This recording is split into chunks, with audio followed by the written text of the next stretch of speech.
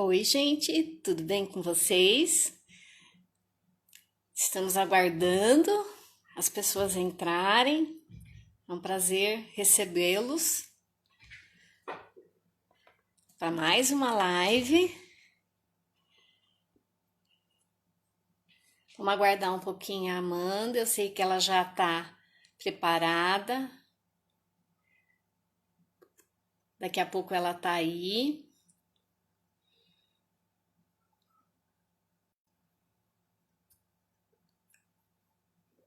Quanta gente, que bom! Muita gente nova, né? A primeira vez que está na live aqui com a gente.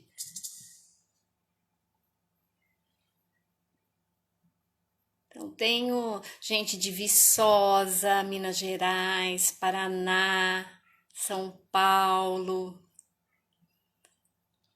A Edneia está aqui sempre nos apoiando, né, Edneia? Muito obrigada. A Sol. Gente que já está acostumada com as nossas lives e outros convidados que estão chegando. Deixa eu ver a Amanda. Não, a Amanda ainda não solicitou para entrar.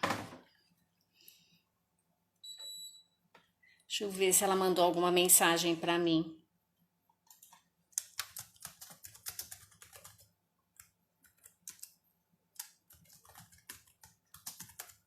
Já mandei uma mensagem para ela. Às vezes pode ter tido algum probleminha para entrar, não é verdade? Enquanto isso, eu vou me apresentando, né? Ela me respondeu, não, ela realmente não entrou. Sim, entre que eu te convido. A gente tá se acertando aqui. Então, o que eu queria dizer para quem está aqui pela primeira vez é o seguinte: meu nome é Maria Belintani, eu sou professora, trabalhei 25 anos no ensino público e fiz o mestrado e doutorado na Unicamp. E depois, agora me aposentei, entre aspas, né? E a minha vida eu dediquei justamente à educação. A minha opção foi trabalhar no ensino público e ter o pé no chão para saber como que a gente poderia colaborar e contribuir com a educação das crianças. Hoje eu dou assessoria pedagógica e sou escritora também. Trabalho na área de consumo, educação para o consumo e finanças, educação econômica. A Amanda já entrou, peraí.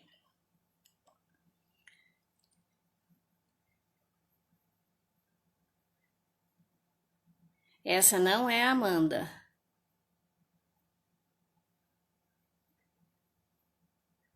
Deixa eu ver. Uai, Amanda, cadê você? Você já entrou?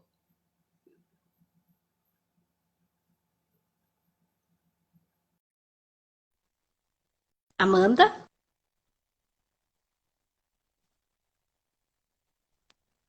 Acho que agora vai. Oi, Amanda, tudo bem? Olá, tudo bem?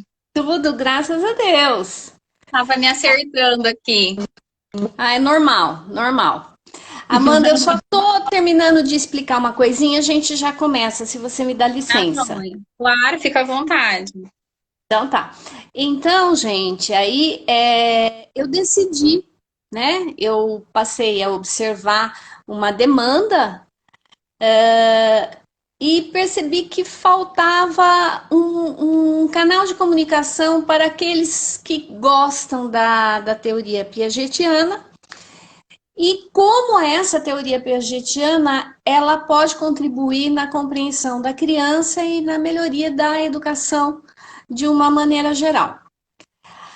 Aí o que eu fiz? Eu comecei a convidar várias pessoas, como a Amanda, a professora Eliane Saravalli, o João Alberto da Silva, que é do Rio Grande do Sul, a Valéria Cantelli, a Nádia, enfim, uma série de. A Andréa Patapoff, uma série de pessoas que têm uma formação muito significativa na teoria e são pessoas que têm o pé no chão para poder colaborar não só teoricamente, mas também em termos de prática, né? Como que a gente pode ajudar o professor a refletir a respeito da sua prática a partir da teoria, mas sem ser pedante, sem ser cansativo, né? E também, conforme eu fui conversando com os convidados, eu descobri uma outra coisinha que hoje eu dei uma cutucadinha na Amanda. Eu fui ver a dissertação de mestrado e a tese de doutorado dela. Gente, o que é aquilo? Vocês não fazem ideia, que coisa mais linda! E de uma contribuição para a educação que vocês não fazem, sabe? É uma coisa maravilhosa, encantadora. E eu, né? Vocês estão recebendo essa notícia em primeira mão. E eu, a partir de agora, também vou convidar as pessoas a falarem um pouquinho, né, numa live sobre os seus trabalhos de mestrado e doutorado, ou uma coisa ou outra, para quê? Para aproximar as pessoas do conhecimento científico, mas não é aquele conhecimento científico que distancia. É a possibilidade de você praticar ciência, né, investigação, em qualquer nível, seja na educação infantil, no ensino fundamental, no ensino médio e mesmo na universidade. Então, eu fiquei, me deu esse estalo, eu falei, vou convidar a Amanda, até já convidei a Amanda, para que esses trabalhos, essas teses, esses mestrados, possam contribuir para o crescimento de todos nós e da educação, que é a minha paixão, né? São mais de 30 anos trabalhando na educação e eu ainda sou apaixonada, tá? Bom, agora eu vou apresentar a nossa convidada especial, a Amanda de Matos Mano. Sei que tem mais um nome no meio, mas não me lembro. Pereira. E eu brinco, Maria, que se você fala Matos Mano, meu nome fica muito engraçado, né? Meu sobrenome fica muito engraçado. Meus alunos sabem. Muito legal. Ai, Amanda, é verdade. Né? Eu digo que o sobrenome Mano é do meu esposo. E eu fiquei famosa porque ele já me colocou em algumas situações delicadas. Por exemplo, o Matos Mano. Ai, bem divertido isso. Sim. Ai, a Amanda estudou na Universidade Estadual Júlio de Mesquita de São Paulo, no campus de Marília, agora está na Universidade Federal do Mato Grosso do Sul. E eu vou contar um segredinho da Amanda, se vocês não sabem. A Amanda gosta de bichinhos, de cachorro, de gatinhos, né? Gosta muito dos animais e gosta, ela fala dos seus alunos com um carinho, desses alunos do Mato Grosso do Sul, esse pessoal que está aí no Paraná. Vocês precisam ver. É mais que um carinho, é um negócio que envolve de uma saudade, de querer estar junto, viu? Vocês conquistaram o coração da nossa professora aqui. A Amanda é bióloga, é pedagoga, né? E agora vai falar um pouquinho a respeito das ciências numa perspectiva construtivista. E o que é essa perspectiva construtivista? Amanda, olha, muito obrigada por ter aceito. Um prazer estar aqui com você, tá? Eu que agradeço, Maria. E eu não peguei o comecinho da sua apresentação, e não sei se você se lembra que eu comecei a estudar a teoria de Jean Piaget no mestrado. E nós nos encontramos, né, o trabalho da professora Maria Belintani, a da professora Betânia, que eu vi que está aqui na live, os trabalhos que a Lourdinha de Viçosa orientou, também deixou um alô para a gente. Eu ficava tietando todas vocês, né? E aí eu me lembro de num Proepre ficar atrás de você e da Valéria Cantelli, admirando mesmo o trabalho, querendo participar de tudo. E aí eu fiquei muito contente com o seu convite, da gente poder conversar juntas, né? Sobre uma coisa que eu gosto muito de falar, que eu venho estudando, que eu venho trabalhando, e principalmente com uma preocupação com a educação básica, sabe? De como essa pesquisa que a gente faz na universidade, como você falou, é trabalhosa, né? A gente passa ali anos investigando, pesquisando, problematizando. Como essa pesquisa que a gente faz na universidade, ela pode se voltar para a educação básica em termos de contribuição. Porque muitas vezes a gente vai lá, faz a nossa pesquisa, fica linda e maravilhosa, mas isso não retorna, né? Não retorna à educação, não retorna à formação de professores. Então, eu sempre tive essa preocupação de como a gente leva a pesquisa à escola. Se é que a gente pode falar dessa questão de levar, né? Porque o que deveria acontecer é uma parceria mesmo, né? Desses conhecimentos caminharem juntos, né? Não tem como a gente ter uma produção universitária sem pensar na educação básica, né? E hoje a gente vê pouco esse movimento, né? De retornar à escola e de pensar como a gente pode melhorar a educação como um todo. Então, te agradeço desde já, mesmo pelo convite, né? Estava um pouco ansiosa, confesso, né, de conversar, né, aqui numa live, a primeira live da quarentena, então eu posso dizer que agora eu entrei na quarentena mesmo, né? Já teve live. E eu fiz esse convite aos meus alunos da UFMS, aos meus colegas aqui da UFMS, da Unespar, e eu queria agradecer e deixar um beijo para todos eles, né? Todos os meus colegas, o professor Almir deixou um recado para a gente. Muito obrigada, porque eles, quando eu enviei o convite, eles na hora se organizaram, né? O pessoal da Unespar de União da Vitória e de Paranavaí se organizaram para estar assistindo a gente. Então, agradeço demais. E o pessoal aqui da UFMS, que hoje eu trabalho no meu dia a dia com eles, né? Sempre cuidadosos e carinhosos comigo. E, bom, a gente pensou em conversar sobre ciências porque eu fui professora de ciências e de biologia na educação básica, sabe, Maria? Não tanto tempo quanto você, mas o suficiente para me deixar um pouco preocupada com algumas coisas que aconteciam. Porque quando a gente sai da universidade, né, e não importa a graduação, a gente tem muitas dúvidas quando vai para a sala de aula, né?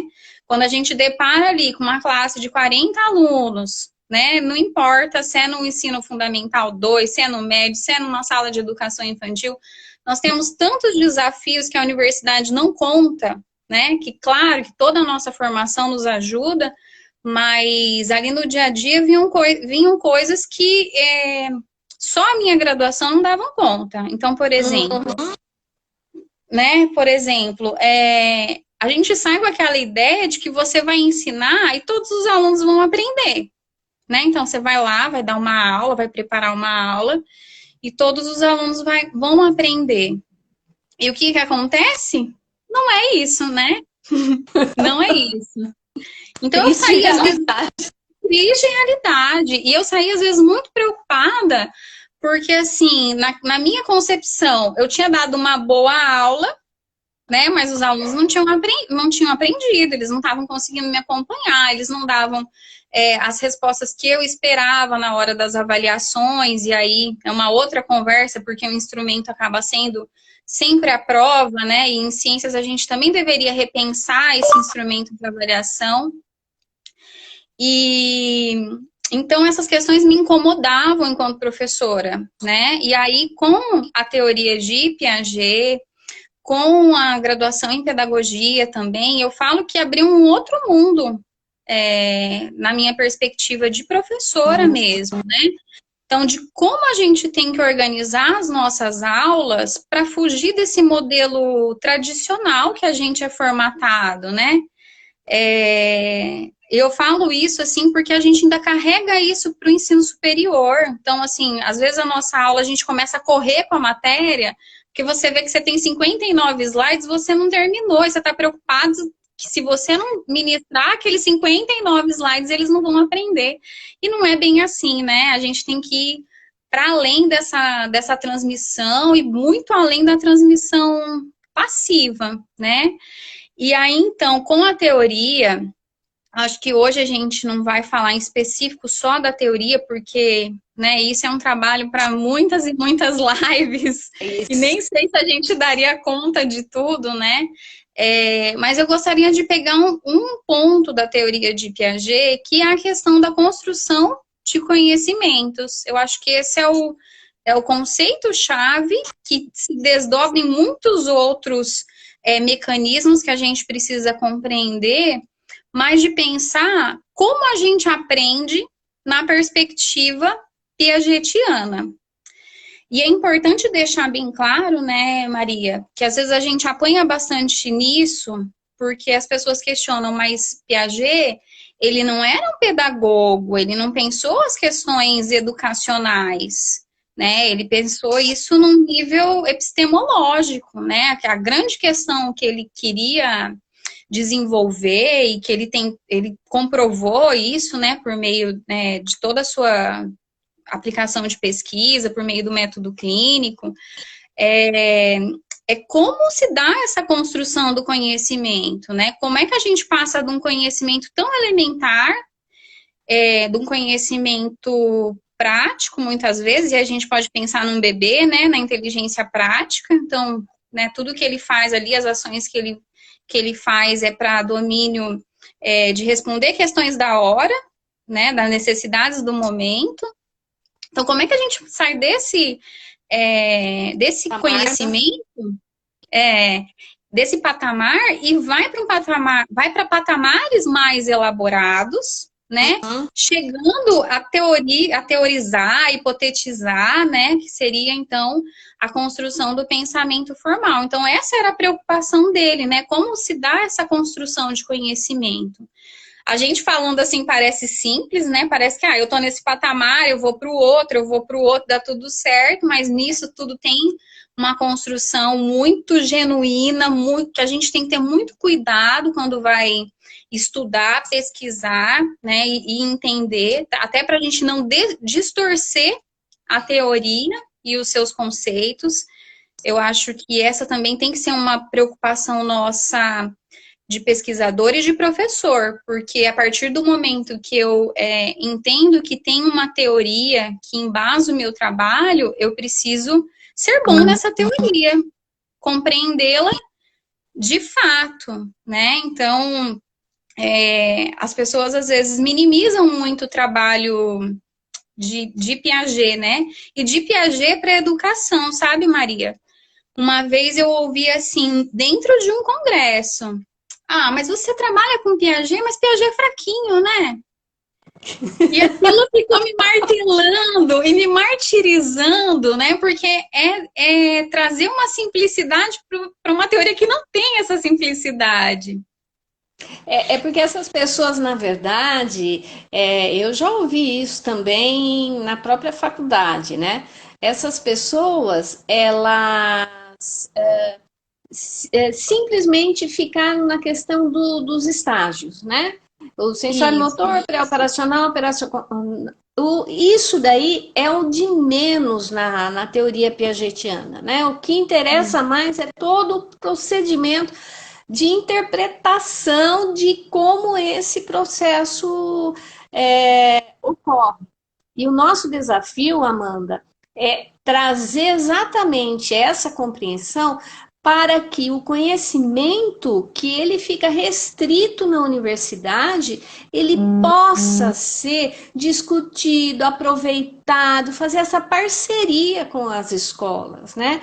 De responder algumas coisas Porque a professora que consegue compreender isso, ela dispara na frente porque ela faz intervenções maravilhosas e os alunos crescem. Exatamente.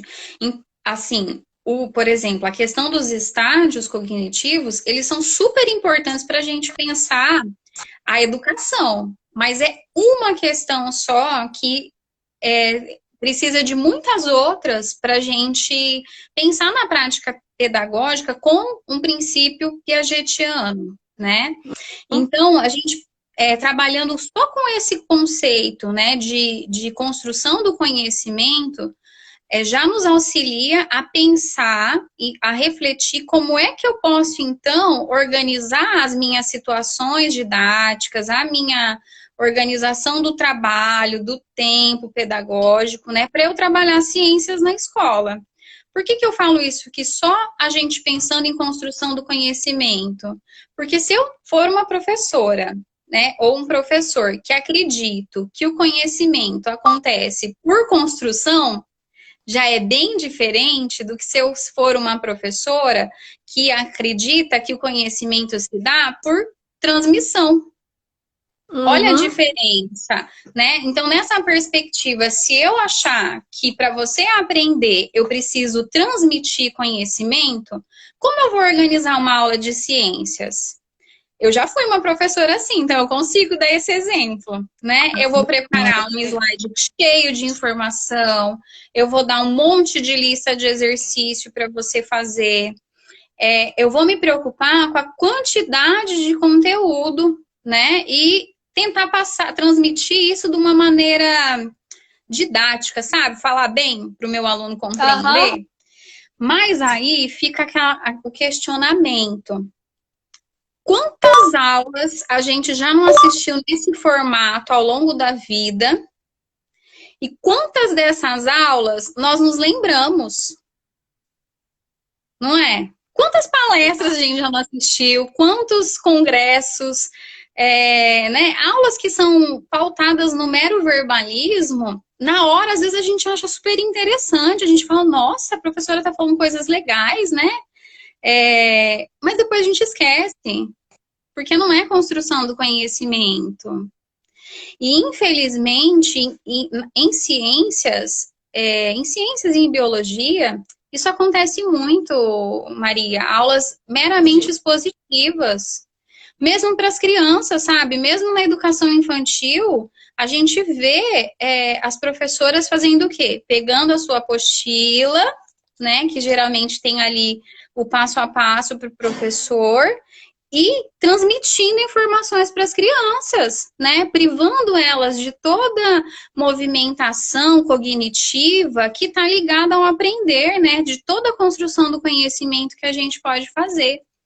Então, eu acho que se a gente já ganhar nisso, né? Quer dizer o quê? Eu sair da minha concepção de transmissão, de professor-transmissor, para uma concepção de, opa, as pessoas constroem conhecimento para aprender, né? E aí, o que vem nessa construção? Né? Aí eu não tenho a receita, eu tenho provocações. Eu tenho a receita, Amanda. Você tem uma receita? Então, não vende ela, vende, Maria, porque quem vender essa receita tá milionário. Gente, a receita é a seguinte: você pega, estuda, se pergunta, fica maluco, estuda mais um pouco, vai ter a certeza de que não tem a resposta, mas tem a certeza de que está trilhando o caminho correto, com inúmeras dúvidas. Se você não for um estudioso e uma pessoa que encara o ensino como aquele que eu posso arriscar na metodologia ativa, em metodologias ativas, você tem a resposta. Se você não acredita nisso, é aquilo que a Amanda falou. Se a sua concepção é aquela que eu despejo no aluno, inclusive o meu mau humor, eu lamento, você não vai conseguir. Essa é a receita. Estudar, compartilhar e acreditar que pode fazer diferença. Sim, porque a gente fica muito embasado nas nossas ações, Hum, quando a gente estuda e quando a gente assume uma teoria. Porque o mais perigoso é todos os professores e futuros professores já têm essa teoria, né? A gente já tem uma uhum. teoria. A questão é quando a gente não é consciente de que nós temos uma teoria sobre o que é ensino e aprendizagem, e a questão é qual é a teoria que nós temos, né? Então, Uhum. eu bato na tecla de que se a gente ficar preso à ideia de que ensinar é transmitir conhecimento, a gente não vai conseguir avançar muitas questões em sala de aula, porque ensinar não é só transmitir conhecimento, né? Transmitir conhecimento vai ser um uma ponta, né? Uma situação que deve acontecer em sala de aula, muitas outras precisam acontecer. Então, eu acho que para a gente trabalhar ciências de uma forma diferenciada, e eu ouso usar a palavra significativa, eu sei que a gente entra em outra teoria, mas, né? Significativa no sentido de que ciências e biologia na escola precisa fazer sentido para as pessoas, né? Então a gente, olha só, a gente está agora no meio de uma pandemia, né? E a gente não consegue aplicar os conhecimentos científicos da escola na pandemia, né? Na nossa vida real. Então, assim, a gente vai lavar a mão, é assim, né? 2 minutinhos. Era assim, né? Agora a gente já tá demorando mais, porque a gente entendeu a importância científica de lavar a mão, de usar o álcool gel. Olha o conhecimento científico que tá aí. Mas a gente muitas vezes já teve isso na escola, mas não conseguiu fazer ligação disso com a vida, né? Com o Isso. cotidiano. Então, quando eu falo em ciências que seja significativa, é exatamente isso, da gente conseguir trazer aquilo que a gente aprende na escola para a nossa vida, né? Porque o conhecimento, se ele não servir para nos adaptar à nossa realidade, então eu ouso dizer que ele foi em vão, né? Ele foi só um acúmulo de informações.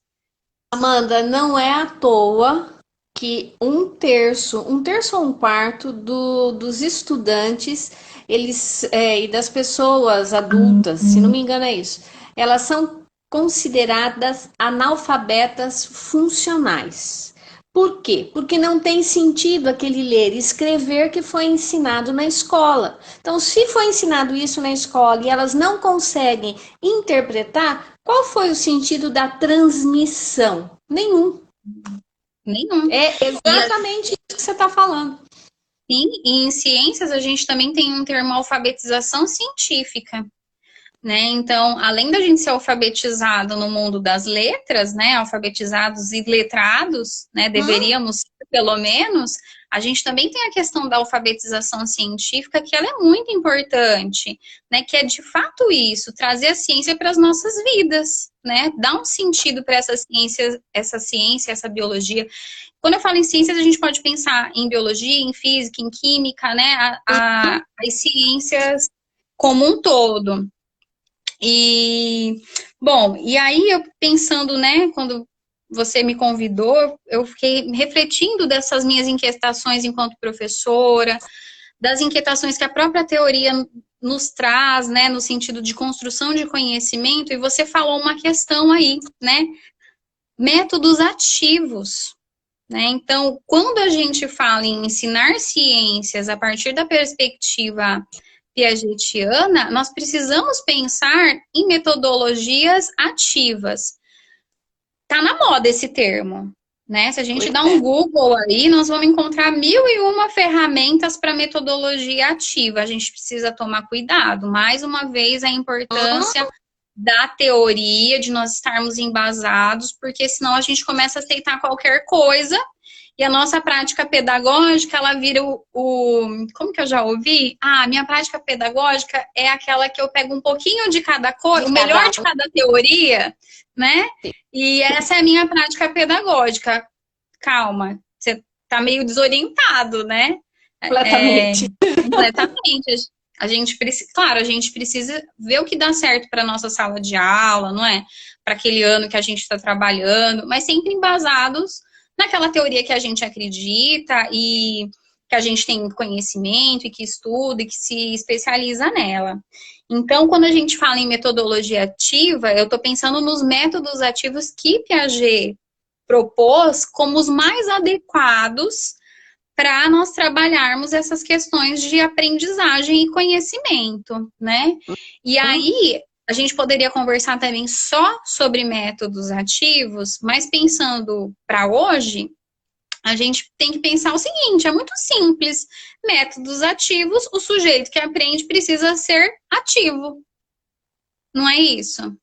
Né? E aí, como é que ele vai ser ativo em ciências? Aí está o desafio do professor, né? Porque nem toda atividade também promove construção de conhecimento. Tem atividade que eu só tiro do tradicional para um outro espaço tradicional também. Aham. Quer ver um assim, exemplo? É um fio muito tênue. Dê o exemplo que eu acho que vai ser ótimo. Um exemplo é assim, às vezes a gente vê isso em livro didático, em apostila, tem uma experiência de ciências. Então tem lá qual é o objetivo, já começa assim, qual é o objetivo da experiência, qual é o material, qual é o procedimento e o que você vai encontrar. E aí no finalzinho ainda está escrito assim, descreva aqui o que eu aprendi. Ou seja, parece que eu sou ativo, porque eu estou fazendo uma experimentação, não é? Mas olha como a atividade foi organizada. Ela não deixou eu pensar em nenhum momento se aquilo podia ser diferente. Eu lembro quando eu trabalhava com ciências, eu acho que num 7º ano, a gente foi fazer uma experiência sobre uma reação química. E era para encher um balão com o gás produzido de uma reação química. Então, a gente misturou numa garrafa vinagre, bicarbonato, isso vai produzir gases, né? E vai encher um balão que a gente põe na boca da garrafa. Os alunos acharam o máximo, e eu achei mais ainda. Só que, Maria, se eles quisessem fazer qualquer coisa diferente, por exemplo, olha a ideia que eles tiveram que eu jamais ia ter. Tá, prof, a gente fez isso da garrafa para o balão. E se a gente colocar essa mistura no balão e pôr na garrafa, vai inflar a garrafa? Olha que ideia legal! Que ideia legal, porque a gente também poderia estar falando do próprio material, da flexibilidade do balão, da garrafa, de expansão, de molécula, de tanta coisa ali. Mas o que eu falei? Não, gente, nosso experimento hoje é para encher o balão. Você entende que a atividade, ela não é qualquer atividade, né? Que metodologia ativa não é qualquer metodologia ativa. Então, a gente tem que pensar em métodos ativos e o sujeito ser ativo, mas um sujeito ativo de fato. Então, né, Amanda, desculpa eu estar cortando. Imagina. Essa frase que o seu aluno usou, será que a garrafa vai se expandir? São alunos de 7º ano, eles são maiores do que a gente, tem tamanho, mas é uma observação tão genuína. E esse tipo de observação que o aluno faz, ele faz da educação infantil até o ensino médio. E quando eles são maiores, o professor acha que ele está gozando com a sua cara. E não é. Ele está pensando aqui no curiosidade. Exatamente. Né? Então, no primeiro momento você acha o quê? É indisciplina, não é? É indisciplina. Exato. Então, isso, a concepção piagetiana, e depois eu convido todos vocês para assistirem outras lives que nós vamos ter aqui sobre o desenvolvimento moral, a linguagem descritiva, a escutativa, porque são derivadas da teoria piagetiana e que nos ajuda a olhar o educando com outros olhos, né? É aquele que efetivamente constrói o conhecimento, mas ele não constrói o conhecimento sozinho, ele precisa de um professor que solicite cada vez mais essa construção. Não é nem mediador, é um solicitador. É aquele que vai provocar. Sim, a gente poderia pensar nessa situação que eu narrei, como seria a minha intervenção pensando num professor que coloca situações de aprendizagem para que de fato tenha a construção do conhecimento. Eu poderia dizer, nossa, será? É mesmo? Vamos testar? O que vocês acham que vai acontecer? Olha quantas possibilidades eu deixei de acontecer por estar encarcerada nessa visão tradicional e por estar pensando que eu estava fazendo uma atividade, né? Eu já estava sendo super ativa ali. Claro que não, né? Claro que não. Então, pensar em sujeitos ativos no sentido de ser criativo, de pensar, de testar hipótese, de conversar com o Uhum. colega. Então, assim, parece que na escola hoje, mais do que nunca, está proibido conversar com os colegas, né? Todo mundo enfileiradinho, não é assim? Eu, Isso eu mesmo. falo, eu falo enquanto, assim, supervisão de estágio, desde a educação infantil até o ensino médio, eu vejo essa movimentação ainda de muitas escolas deixando todo mundo enfileiradinho, não pode conversar, não pode, né, trocar uma ideia, é só o professor que fala, então a gente perde toda essa movimentação ativa do sujeito, né? A gente fica podando, a gente começa a podar isso desde a educação infantil, isso perdura até o ensino médio, né? Então, assim, não pode falar, só levanta a mão para. Claro, a gente tem que organizar as situações de aprendizagem, né? Sim. Ok, levantar a mão para falar, mas assim, a gente vai podando. Então, não pergunta agora, só pergunta depois que eu explicar, tá bom? Não é assim que a gente É faz? isso. Aí a hora que a criança vai perguntar, ele já nem lembra o que ele queria, porque aquela curiosidade era naquele momento, né? É isso E mesmo. aí a gente poda eles uma escolarização inteira e chega na universidade, a gente quer que eles façam o quê? Debatam, Imagina! né? Debatam. Agora é a vez de vocês falarem. E aí a gente se sente muito inseguro para falar, porque todas as vezes que a gente tentou falar, tentou discutir, tentou ser ativo, não nos permitiram, né? Exatamente. Bom, Infelizmente. exatamente. Então a gente pensar assim, que como é que eu organizo ciências, como é que eu organizo história, geografia, pensando em métodos ativos, pensando numa metodologia ativa e pensando que o meu aluno precisa ser o sujeito de aprendizagem aí, né? E aí, hoje eu separei para a gente conversar, Maria, 4 princípios que, lendo a obra de Piaget, eu consigo visualizar e penso que a gente pode discutir. Mas eu já vou deixar um alerta, né? Um spoiler. O spoiler é: nenhum desses princípios vai funcionar, né? Vão ser colocados em práticas se eu não conhecer psicologia do desenvolvimento. Uhum. Então, a minha grande briga dentro das licenciaturas dentro da pedagogia, a gente tem disciplinas que contemplam, né, a psicologia do desenvolvimento. Às vezes eles ficam até bravos, né? Na Unespar a gente trabalhava com psicologia 1, 2 e 3. Né? E eles, nossa, de novo, né? Era até maçante para eles. Hoje, em outras licenciaturas que eu já trabalhei, como, por exemplo, a de Ciências Biológicas, a gente tem um semestre para conversar sobre isso.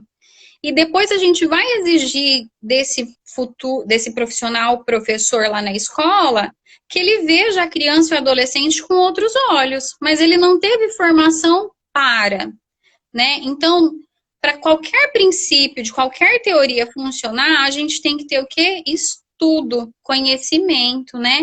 Então, eu sou uma defensora que as licenciaturas abracem uma carga horária que contemple a psicologia do desenvolvimento, né? Para nós sermos educadores sensíveis a essas questões de desenvolvimento, né? Porque nem tudo é malcriação, nem tudo é indisciplina, né? A gente precisa olhar com esses olhos de que o desenvolvimento acontece e ele nos chama a atenção em diversos momentos e a gente precisa ter esse olhar sensível, né?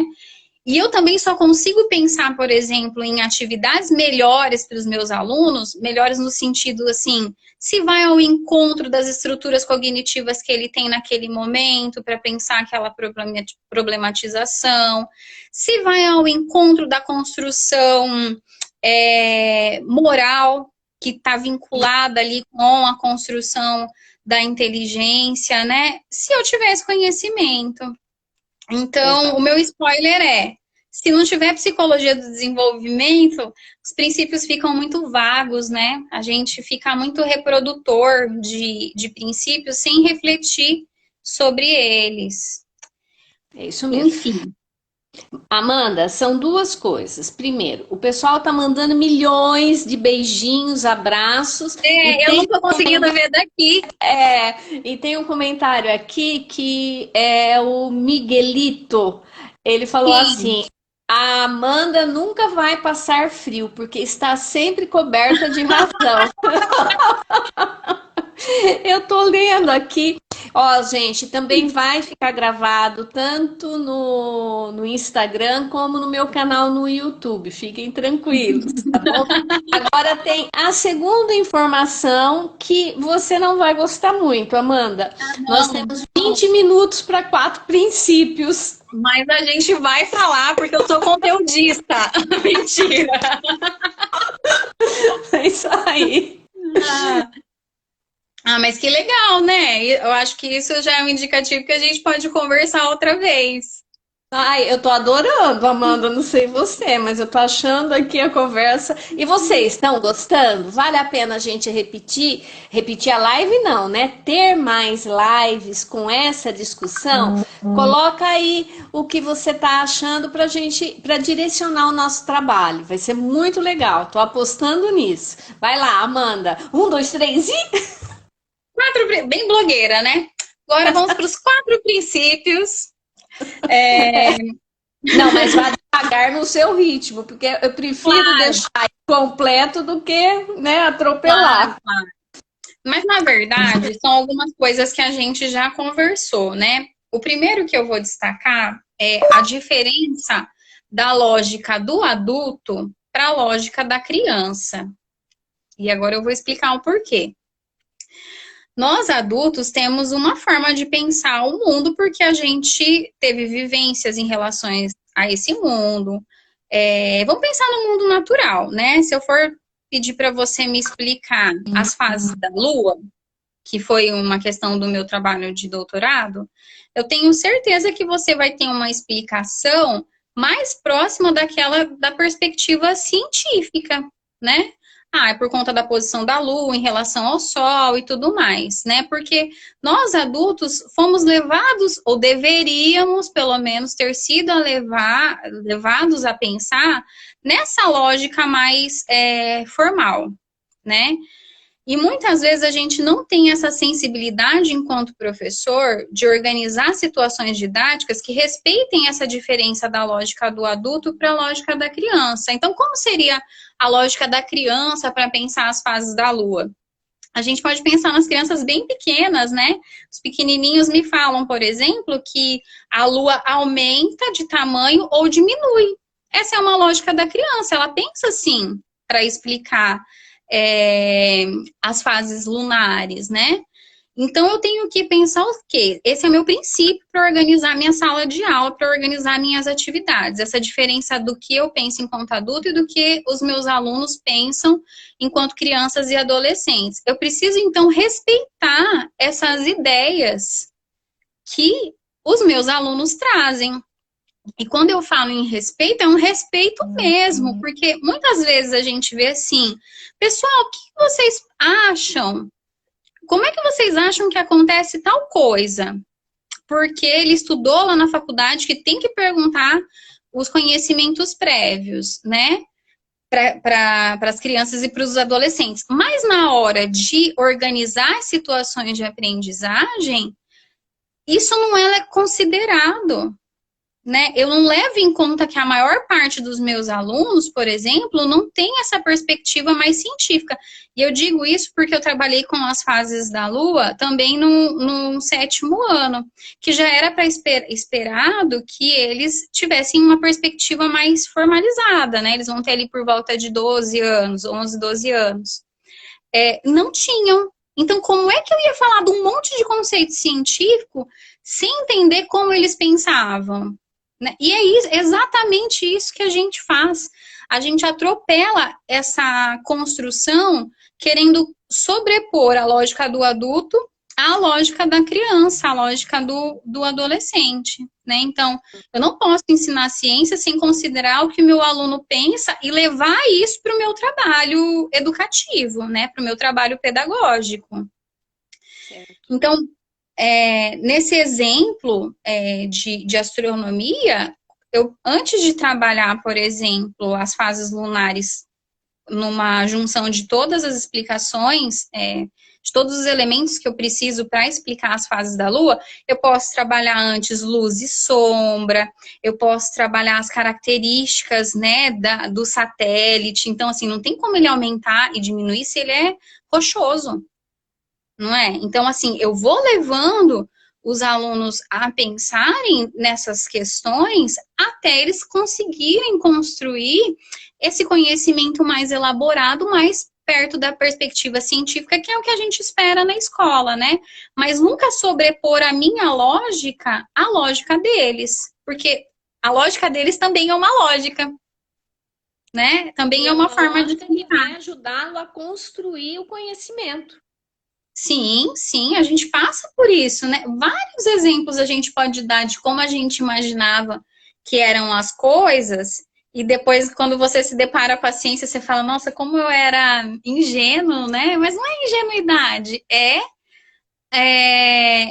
a sua forma de pensar naquele momento, né? E a gente só vai sair disso se a gente tiver situações que nos levem a refletir. Sabe o que eu lembrei agora? Quando eu dava aula na Unespar, a gente teve uma turma que a nossa dúvida era: toda lagarta vira borboleta? Essa foi a nossa dúvida, nós já adultos, né? E aí, toda lagarta vira borboleta? E virou a maior discussão, a maior investigação. Quer dizer, até para esse conhecimento que a gente estuda lá na educação infantil, essa questão, né? A gente, enquanto adulto, tinha essa dúvida. E a gente foi pesquisar, investigar e, como eu sou construtivista, eu não vou dar a resposta pronta, né? Nós vamos investigar isso. Mas essa era uma questão que a gente precisava organizar mesmo o nosso pensamento e considerar o que nós achávamos, né? Para poder responder essa questão. Um segundo princípio é nós pensarmos, então, nos interesses e nas necessidades de cada um dos estádios cognitivos. E aqui a gente entra um pouquinho mais, né, na teoria. Então, a gente tem o estágio sensório-motor, pré-operatório, operatório concreto e operatório formal. Cada um desses estádios vão me mostrar um tipo de inteligência e uma forma de lidar com as questões que lhes são apresentadas. Então, se eu pensar, por exemplo, numa criança da educação infantil, dos anos iniciais do fundamental, eu estou ali trabalhando com o período pré-operatório, uma passagem para o operatório concreto. Então, o que vai me exigir desse momento? Vai exigir que eu trabalhe ciências de uma maneira lúdica, de uma maneira simbólica, de uma maneira que eu tenha muitos materiais, que eu leve as observações. Então, assim, a gente vai fazer uma aula passeio na escola, eu preciso auxiliar eles a enxergarem o mundo natural, né? As cores, as texturas, né? Todo esse movimento que a gente tem dentro das ciências naturais. Quando eu estou falando da inteligência operatória concreta, eu já preciso de um outro tipo de material e de necessidade. Então, a gente vai trabalhar com a experimentação, com o concreto, com testar hipóteses, né? Até eu chegar na formalização e essas hipóteses surtirem da nossa própria dedução, né? Então, em cada um dos meus momentos cognitivos, e por isso eu preciso estudar e conhecê-los, né? Eu vou precisar de atividades diferenciadas para eu trabalhar ciências e no ensino médio biologia, né? Então, por que eu falo interesses e necessidades de cada estágio? Porque também eu não posso dar atividades que para o estudante são muito simples, porque para ele pode ser desinteressante, né? Para ele não mobiliza as estruturas cognitivas dele, não chama atenção. E também eu não posso dar atividades que são muito difíceis para aquele momento dele. Você quer falar um pouquinho? Não, tá tranquilo. Tá falando tão Bom, bem, tá fluindo tão bem. muito obrigada. Um terceiro princípio é a questão da nossa adaptação do plano prático para o plano conceitual. E isso também é algo central da teoria, né? Então, para a gente formalizar todas as nossas questões, né? Formalizar no sentido de pensarmos, de refletirmos, de darmos hipóteses, de testarmos essas hipóteses no pensamento, no plano do pensamento, né? Antes disso tudo, eu preciso da minha adaptação no plano prático. Ou seja, ciências, mais do que nunca, precisa dessa questão prática, ativa. E aí eu estou falando, então, de construção de modelos, maquetes, jogos, né? Dessa imensidão de recursos didáticos e materiais didáticos que a gente tem. Então, eu vou vivenciar isso no plano empírico, né, na manipulação, para eu começar a estruturar isso no plano do pensamento e levar isso a uma formalização. E ainda mais em ciências e em biologia, que a gente tem tantos conteúdos que muitas vezes que são abstratos para a gente. Né? Se eu pensar na própria astronomia, olha lá, estou falando de planetas, de universo, de galáxia, né? E aí, como é que eu vivencio isso? Aí eu posso lançar a mão dos recursos que eu tenho, por exemplo, como modelos, né? Para trabalhar isso no plano das abstrações. Ou seja, eu preciso respeitar esse princípio, né? De trabalhar as questões no plano prático para eu conseguir construir isso no plano conceitual. Por isso que eu falo que ciências não pode ser no caderno, né? Eu estou trabalhando uma folha, eu tenho um mundo natural, eu tenho a folha das árvores, então eu posso lá estudar, manipular, pensar, ver que é diferente, né? Que tem nervura, não tem, né? Tudo isso eu vou pensar.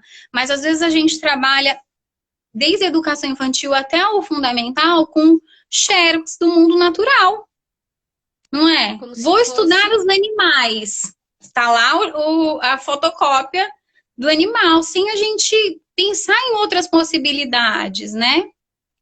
E tem um outro detalhe, esse princípio que você está falando, ele não é só para criança em determinada fase, é para todos nós. Quantas vezes a gente precisa pegar na mão várias vezes para poder fazer qualquer ideia, ter qualquer ideia num plano abstrato a respeito daquela coisa. Ah, deixa eu desenhar para você como é que é. Ah! Então, e assim, não é porque você é adulto, significa que você, às vezes, não precise da prática, do princípio prático fazer para compreender. Isso acontece com qualquer um. Nossa, muito, né? E às vezes a gente não leva isso em consideração. E eu agora fiz uma imagem mental de quando eu era prof da educação básica, que parece que os professores de ciências sempre eles estão carregando muitas coisas. E faz sentido a gente carregar muitas coisas, né? Acabei de falar o princípio de nós termos materiais e recursos para que os alunos possam construir as suas ideias, construir conhecimento. Então, é essencial. Então, sim, a aula de ciências tem que ser carregada de recursos. A gente também tem que tomar cuidado que também não é o fato de nós termos uma quantidade de recursos que eles vão ser suficientes, eles precisam ser trabalhados, bem trabalhados, né? Eu vejo que às vezes as escolas, eu não sei se é a realidade aí de vocês também, Maria, mas aqui a gente tem muitas escolas que receberam, por exemplo, jogos didáticos, jogos pedagógicos para diferentes áreas do conhecimento, e essa sala, ela é o quê? Trancada, né? Tem muito material, mas ele não está em utilização. Estraga, os alunos vão estragar. Os alunos vão estragar. É para usar, é para usar. Usando vai estragar, né? Então, Pois o é, duro é quando eu me tranco na sala porque eu não sei usar o jogo e não vejo sentido nesse jogo. sim. Esse que é o problema. É muito triste, né? E também a gente pode. Aí vocês podem falar assim: ah, mas Amanda, a gente não tem recurso nas escolas, tem escola que não tem esses jogos, né? Como é que eu faço? Aí que tá a questão do professor saber a teoria e dar valor a esse princípio, porque a gente pode construir tantas coisas, né? A gente tem tantas ferramentas didáticas que podem nos auxiliar. Então, construir com eles, né, muitos materiais. Então, eu penso que é possível, sim, mas eu preciso ter isso como um princípio meu. E para finalizar, né, para finalizar, eu destaco um quarto princípio, que é o desenvolvimento solidário da inteligência com a vida social, que foi exatamente o que a gente já conversou um pouquinho, né? Eu vou deixar alguns verbos aqui para a gente pensar. Olha, a gente tem que discutir, debater, opinar, argumentar. Tudo isso eu não faço sozinho. Eu faço com o outro, né? Eu faço com os meus pares, meus colegas de sala, eu faço com o meu professor, com a minha professora, né? Então, tem a nossa colega, né, a Thais Lene, que dava aula para o ensino fundamental, e ela falava assim que os alunos dela não aceitavam qualquer coisa mais, porque eles sempre queriam discutir, argumentar, entender por quê, como assim, da onde vem, né? Quando a gente trabalha ciências com um princípio, com esse princípio, né, os nossos alunos não aceitam mais qualquer coisa mesmo, porque existe esse progresso da inteligência e da vida social, então eles são tão articulados, né? Eles não aceitam qualquer resposta, sabe as respostas para o Exatamente. porquê? Ah, por que que acontece isso? Ah, por que isso e isso? Mas por quê? Como? Né? E a gente deve permitir essa discussão. Eles ficam mais exigentes, né? Sim, porque a gente tem que pensar que a inteligência e a moralidade, a vida social, elas caminham juntas, né? É um desenvolvimento solidário. Então, eu estou pensando na construção não só de conhecimento de conteúdos, mas eu também estou querendo desenvolver o sujeito como um todo. Então, eu tenho que ter essa preocupação. Então, assim, é tão importante os trabalhos em grupo, a experimentação em grupo, né? Todas as atividades que eu puder proporcionar esse momento em que eles possam se ouvir e ouvir os outros, eles são essenciais, né, para as ciências e para as demais áreas. Aí vocês podem me falar, ah, mas e com os bem pequenos, né? Eles têm esse movimento de discutir, mas eles mostram esse próprio movimento de um falar, ainda que seja a fala egocêntrica, né? A linguagem egocêntrica, cada um vai contar uma coisa, mas esse movimento de parar para ouvir o outro, ainda que eu não entendi o que o outro falou, né? Porque não, nem considera a perspectiva do outro.